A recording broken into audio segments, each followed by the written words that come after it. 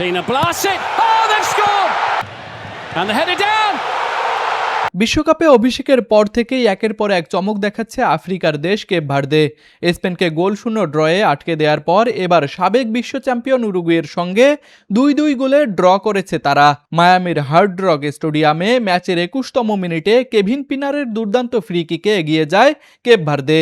এটি ছিল বিশ্বকাপে দেশটির ইতিহাসের প্রথম গোল। তবে প্রথমার্ধের শেষ দিকে ম্যাক্সিমিলিয়ানো আরাউহো এবং আগুস্তিন কানোপিওর টানা 2 গোলে 2-1 ব্যবধানে এগিয়ে বিরতিতে যায় উরুগুয়ে। দ্বিতীয়ার্ধে দারুণ লড়াই চালিয়ে যায় কেপ ভার্দে। 61তম মিনিটে হেলিও ভারেলার সমতাসূচক গোলে ম্যাচে ফেরে তারা। এরপর শেষ পর্যন্ত আর কোনো গোল না হলে 2-2 সমতায় শেষ হয় রোমাঞ্চকর লড়াই। টানা দ্বিতীয় ড্রয়ে কেপ ভার্দে নকআউটের লড়াইয়ে নিজেদের আশা জিয়ে রাখলেও উরুগুয়ের জন্য কঠিন হয়ে উঠেছে পরের পর্বে ওঠার সমীকরণ। 2 ম্যাচ শেষে উভয় দলেরই পয়েন্ট দাঁড়িয়েছে 2-এ, আর 4 পয়েন্ট নিয়ে গ্রুপের শীর্ষে রয়েছে স্পেন। তুষার আচার্য, স্পোর্টস ডেস্ক, RCTV।